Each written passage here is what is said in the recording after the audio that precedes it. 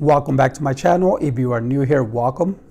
On this video, we're going to go over 5 steps that will help you become an early riser. So if reducing stress and getting more out of life and be more productive is important to you, stay tuned all the way to the end. So what are some of the benefits of waking up early in the morning? Well, for one thing, it reduces stress.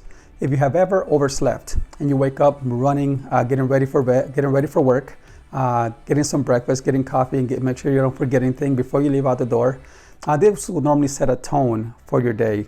It's very stressful, and studies have shown that this stress carries on to your day. However we start our day, our subconscious mind kind of builds up on that.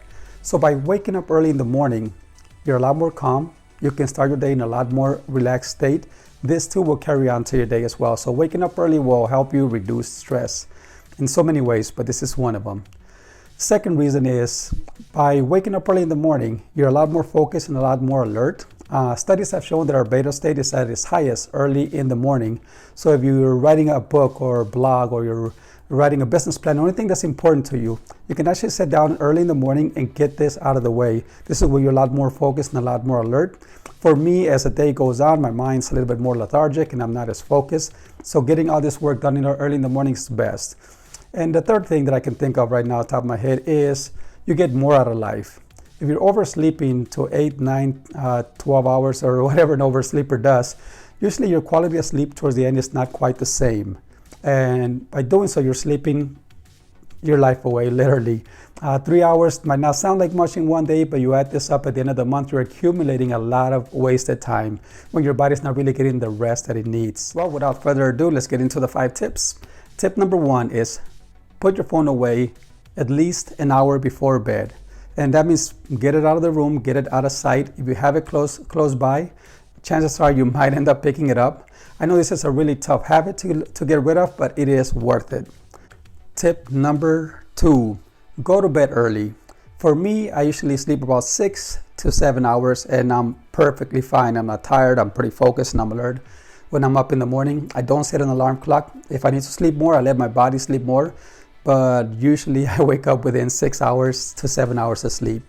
So I go to sleep around 10 o'clock, and that way by when 5 o'clock comes around, my mind just starts waking up and I just get up. It's just the way things work.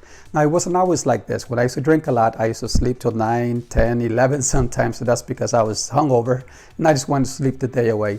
But by going to sleep early enough, make sure you get enough hours, whatever it is, 6 to 8 hours is what the average person normally sleeps. Just make sure you adjust your time, go to bed a little bit earlier. Tip number 3, stop snacking on sugary, caffeinated stuff before bed. I know a lot of us develop a habit of snacking, and sometimes the snacks make it difficult for us to get a full night's rest.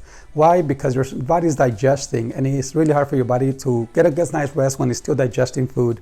So try to stop eating before, at least 2 hours before bed is probably a good rule. I usually do way more before that, but that's tip number 3. Tip number 4, drink warm tea to relax your body. I usually drink a cup of chamomile or peppermint or some kind of soothing tea right before bed. There's sleepy time. There's a lot of great yogi teas that you could actually drink before bed.